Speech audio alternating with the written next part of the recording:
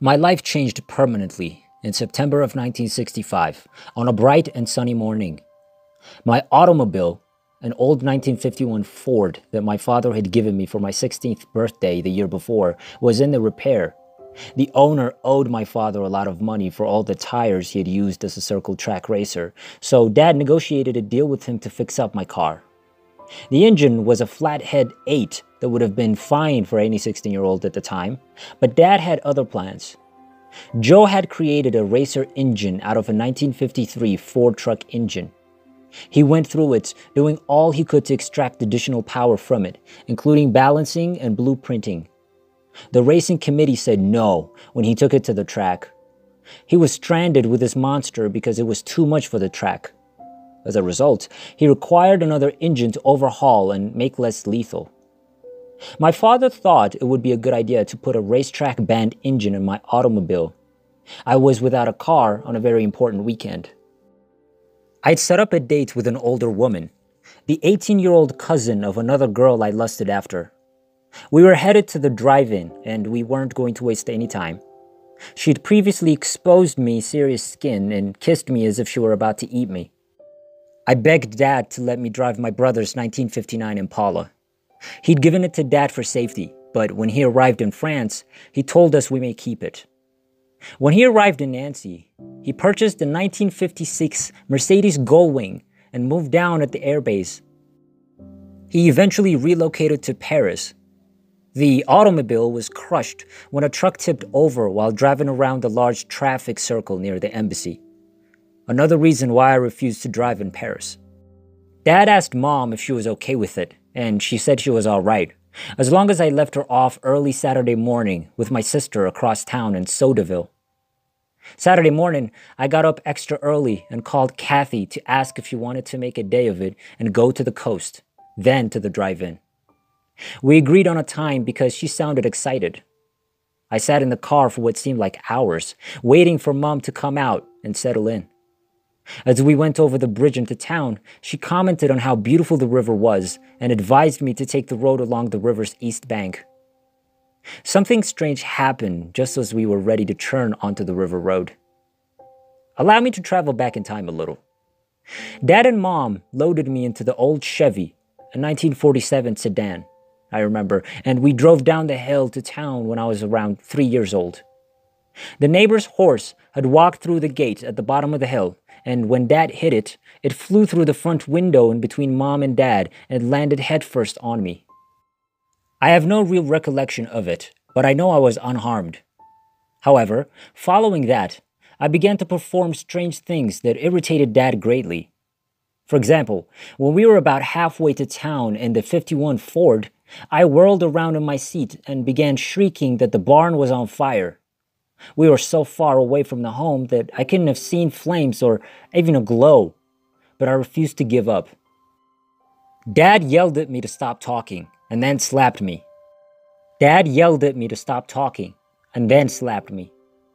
didn't work, so he turned around and drove back home, convinced that a yelling brat had spoiled dinner. As we approached the driveway, we noticed a little flame flickering beneath the barn. Dad had been drying maize in an old tin bushel tub placed on top of another with a bed of coals. They were built atop bricks, but a lump of coal had fallen through a rusty hole in the tub and onto the straw. When we got home, the fire was just getting started, and Dad quickly put it out with a hose. He didn't say anything to me for a long time after that. He simply stood there staring at me. A few more incidents like that, such as running away from the little one-room school at the bottom of the hill in the middle of a lesson, only to discover my mother had fallen through the back door window while cleaning the gutters. She had seriously injured her arm, so I stemmed the flow and summoned help from the neighbors. That was likewise rewarded with silence, which contrasted Mom's exaggerated praise. Return to 1965. Anyway, let's go back to 1965. As we approached River Road, I had the uneasy feeling that something was awry. I came to a complete halt and fastened my seatbelt. I'd never worn one before. My old Ford didn't have them, and I insisted that Mom put hers on as well. She refused, claiming that it would damage her hernia and that she would be okay. I gave in and we had a wonderful drive along the Santim River, with Mom remarking on the scenery and me fantasizing about getting laid. As we exited the river and approached Highway 20, she advised we take the Sodaville Road detour. This was a short gravel road that was overgrown with bushes at the time, so you were driving through dense plants on each side, some of which leaned into the road. A raised railroad crossing, one of those where you had to drive up and over the track, was at the end of the road. The crossing sign had fallen due to age and the X was practically straight up and down. The sun was shining over my shoulder and the shrubs were well lit. The undergrowth had not been trimmed back for the year, and the tracks were just high enough that you had to slow down to get over them. This has changed now that the track has been lowered and the majority of the brush around the tracks has been removed. I couldn't see down the track to the left as I slowed down to look. I was driving forward when I heard a thud. NDE. I was flying through a spinning blue tube at breakneck speed. As I rose up into the open, I was on the outskirts of a vast region filled with, for want of a better phrase, souls as far as the eye could see. Some close, some forever far away. Yet there was a deep sense of perfection, stillness, and amazement. It was like being with everyone who'd ever lived or will ever live at the same time. I could have various feelings about different persons. I was overcome with excitement and love. The fact that there's no there, no sight, sound, or anything we can relate to is the best I can do to put it all into words that might make sense. As I approached the edge, I was greeted and welcomed with such great sense of joy, good, and well-being that I began to forget everything that had come before. I use the term time because it's what we're used to, yet there's no time there. I was given a clear choice between staying and returning, and I was encouraged to do so. The only way to describe what happened next was to imagine yourself braided with other souls, like strands of flowing water, being made whole and returning to this world from a point above the car. I could see the entire planet, then the horizon, and finally the area below me. There was a train with our car stranded in front of it, a crowd of panicked people, an ambulance pulling up, and fire trucks. Cars and trucks stopped on both sides of the road. I stood there for a long time watching this. Then a strand continued down into the automobile, and I was back inside my body. When I opened my eyes, they were dazzling white. My right arm was free, so I lifted it and brought it to my eyes, only to see that I was covered in cloth. When I pulled it off, I heard shouts and a few screams. The woman who was holding my mother's head fainted as I looked over. There was a rush of panic and exhilaration, and one of the guys approached me. I focused my attention on what was going on and noticed there was a train in my lap. My legs were slightly bent at the knee. The coupler was atop my lap, and the knuckle was resting to my right. The seatbelt had dragged me down with the car's frame and held me there until the couple came through the door, or rather, over the door. I didn't feel any pain, just a lot of pressure. But my right hand had a piece of window glass between the thumb and fingers, and I was seeing it bleed. Blood had been accumulating in my arm, and now that everything was working properly, the blood was pouring out. They covered my hand with the glass shard still in it. I'm guessing to stop the bleeding. The medic inquired if I could understand what he was saying. "Hell yes! Get this effing train off me!" I exclaimed. When I asked about Mom, they claimed she had made at least 7 journeys from the front seat to the back seat, like a rag doll, while they helped her out of the car and into the ambulance. The tires were tethered to the ties, and none of them had lost air, so it was a rocky ride. 510 feet down a railroad track on the side. To put that in context, consider 2 football fields minus 30 yards. One of the ambulance drivers had draped a sheet over me. He discovered no pulse, no respiration. He claimed to have used a hand mirror to check for breathing, and no bleeding in my hand. They were all convinced I was gone for good, so pulling the sheet off after such a long time came as quite a surprise. It's difficult to say how long I was gone, but the train hit us, traveled 510 feet, car stopped, An ambulance was summoned, and they'd been there long enough to get my mom practically out of the car when I returned. The hospital is 4 miles away, so it may have taken 5 or 6 minutes to get there. It's difficult to impose a time limit on the event because there is none. I was there what seems like a lifetime ago. There was a lot to learn. I tell people it's like living in a thick bush and never seeing anyone save his friends and family, never seeing a plane in the sky. Suddenly, a helicopter drops a net on you and transports you at the speed of light to Times Square at midnight, leaves you there for a few minutes, then brings you back, drops you in the midst of your town, and all your friends come up to you and ask, "How was it?" Getting away. I was instructed to remain cool and still. They couldn't see my left side, but there was blood and a small cut above my left brow that was flowing profusely. The car had been refueled the day before, so there was gas all over the place. They couldn't figure out how to get the train to move away from me. Because of the gas, they couldn't use cutting torches. They let the air out of the tires in hopes of lowering the vehicle. No such luck. I finally directed them to go retrieve the tie-down chains from the Rose logging truck because the trailer was up and empty, binding the car to the tracks and causing the train to back off. "What about your legs?" one guy inquired. "What the hell? Are you frightened of hurting me?" Christ. So they unloaded the chains from the truck, wrapped them around the ties, attached them to the frame, and the engineer began backing up the train. As the knuckles slipped over my lap, there was a horrible clang of steel hitting steel. My legs bent even further backwards, and I could feel everything dragging from my waist down. The pain was excruciating, and I saw white spots. The door suddenly sprung up and away from me. My legs sprang up a little, and my arm was free. I was ripped from the upper arm to below my elbow, but that was the extent of the damage I could see. They helped me onto a stretcher and inspected me, prodding and poking to see if I had any internal injuries. I spent a lot of time in the ambulance, floating in and out and observing from above as we traveled through town. I recall thinking how lovely the day was.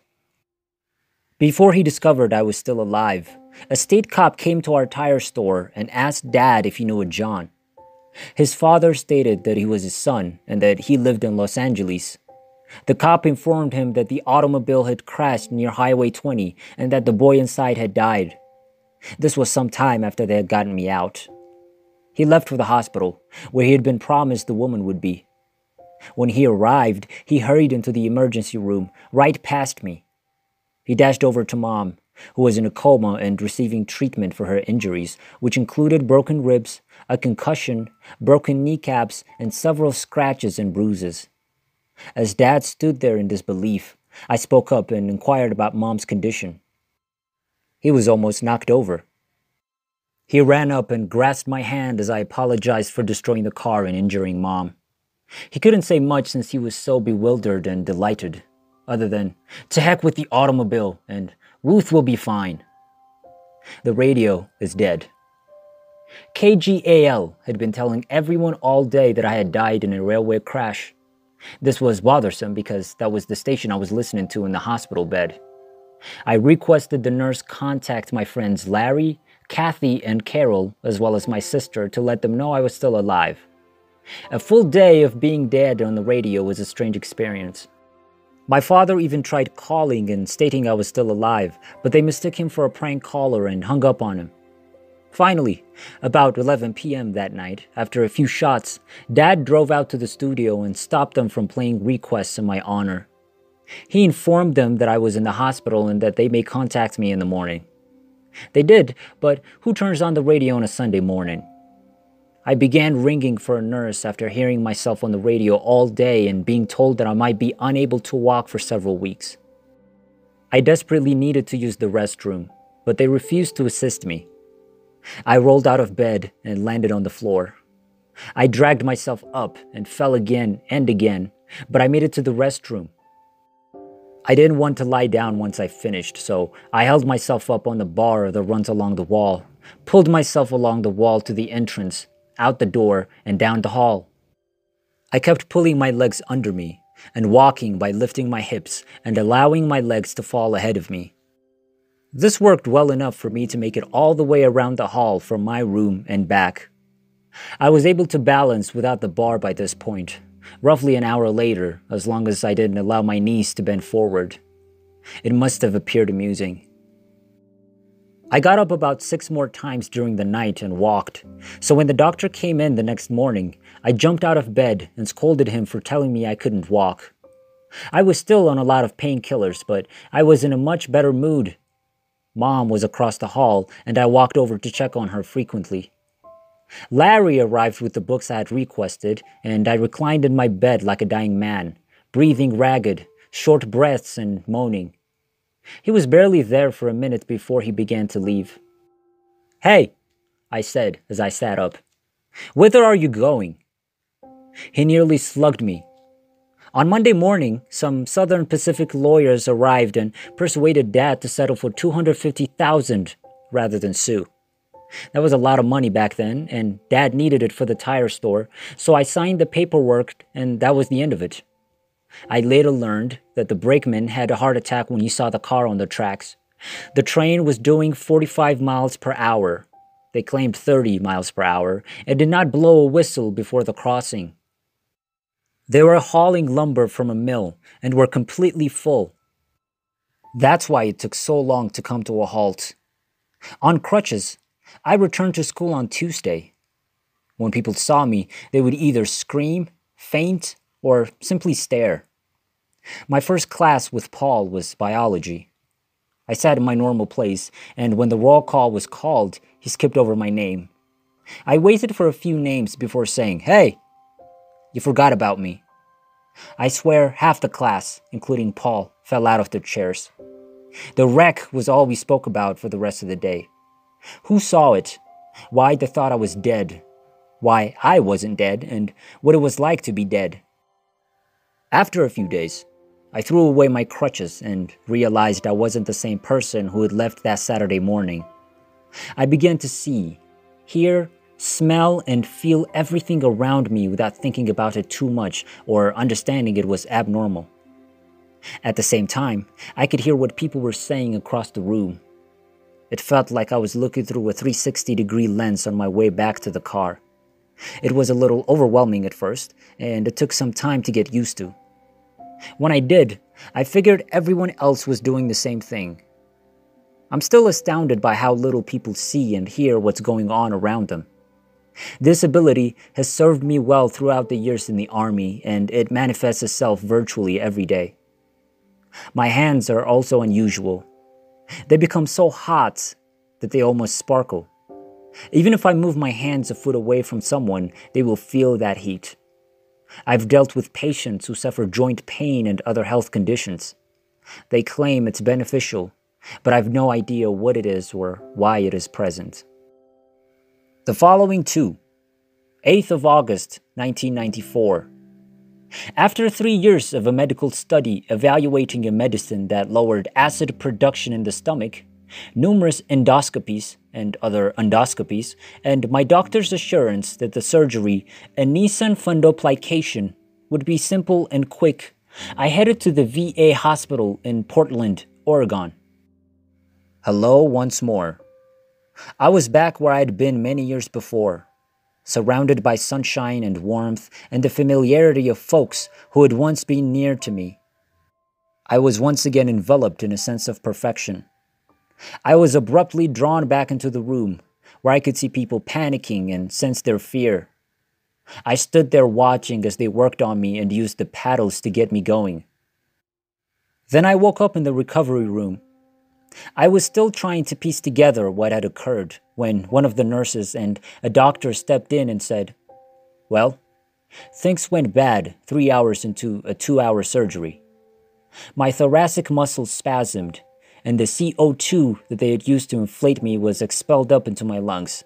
My heart stopped beating, my lungs popped cornered, whatever that means, and I died. They brought me back, re-inflated me, finished the process, patched up the small laparoscopic holes, and everything was okay. They sat me up, handed me a small pillow to place against my stomach, and told me to breathe slowly and carefully for a few hours. They then left and another nurse entered to connect me to a couple of monitors. My girlfriend came in and sat with me, holding my hand, and I fell asleep. I awoke feeling out of breath, as if I had just finished a sprint. Odd, I thought, as I tried to inhale, but could only take short, shallow breaths. I informed the nurse, whom I had to send Maria to fetch, that I was certain something was wrong. She reassured me that my feelings were normal and that I should not be concerned. Out of body. I started to panic about an hour later. This was about 6 hours after they finished the procedure. I couldn't take more than a small gulp of air in. I felt like I was drowning. I tried to get someone to notice what was going on, but they just couldn't answer. I sat there, and it was one of those moments I'll never forget. I yelled, stood up, and watched the monitor transition from a pulse to a solid tone. I'd hit rock bottom. I was free of my now limp and dead body. I floated up and marveled as they dashed inside the room. They dragged me on a trolley and hurried with me down the corridor to an elevator, and out to the hall and into a room where they dumped me on my front and inserted enormous needles into my back and up into my lung cavity, draining the fluid. I can still see those people working together to extract the gray, thick fluid. Then they turned me in and started prodding. The one doctor, who had dark hair and an accent, leaped up on me, took a knife to the skin right beneath my left nipple, and sliced it along the rib. I jolted awake. The cry could be heard 2 levels away, according to witnesses. They placed a rib spreader before inserting a tube. They then did the procedure twice on my left side, beneath my arm. They blew it the first time and had to try again. If you take your finger right now and press it in the area where you're most sensitive, around halfway between your armpits and where your elbow contacts your side, you will locate the spot where they sliced me open and inserted another hose. Overall, there are 3 tubes. This was a very horrible experience that I would not recommend, ever. I lay on my back for weeks with a glopta machine hooked to me like a hungry octopus. I got weaker and lost more weight until I was around 165 pounds. I was being devoured from within. When I deflated, the laparoscopic tools inside me nicked a bowl and punctured the pleura, introducing an E. coli infection into my lung cavity, where he and his offspring established themselves and were very happy, warm, and well-fed. 3:30 p.m. Finally, a new face appeared at the door one day and presented me to the head of thoracic surgery from San Francisco General. He felt my chest and advised me that I needed a CAT MRI to assess how bad things were in there. My pleasant young female doctor, who had arrived a few days before, instructed the nurse to obtain a blood sample and to insert another IV line. 4 p.m. She gave up after a brave effort and around 10 tries and was called away. My doctor returned and was not polite to the poor nurse. She took my left arm in her hands and inserted the needle directly into the vein. Art at its finest. She then inserted an IV line into the one small vessel left in my right hand. She moved my gurney down the hall, down the elevator, and down another hall to the MRI room, where the employees had already put on their jackets and were heading out the door. She told them to let me in, and they did so reluctantly. 5 p.m. The doctor entered the room next to the MRI lab and sat on the gurney while she held my hand in hers. "If we don't do this procedure right now, you're going to die." I smiled and informed them that it was too late. They told me I had a 30% chance of survival if they operated within the next couple of hours and brought me a phone. "Call your family and friends and say your goodbyes." Those were possibly the best and worst calls I've ever made. I'm crying as I write this, remembering the pure love I felt for those who'd been there with me and were now hearing me say goodbye. I felt the most incredible sense of peace as they put me under. I opened my eyes to see the doctor's bright smile. He put my hand on the back and congratulated me on my survival. "You must be here for another reason. You must have a job to do." They had stretched my ribs on both sides, shifted my lungs around in my chest, and rinsed out whatever they could. They kept coming in and telling me how incredible it was that I was still alive, so I presume it was a difficult procedure. I was 162 pounds when I left the hospital a few weeks later. When I first stepped into the gym, I weighed 219 pounds. Not a diet plan I would recommend.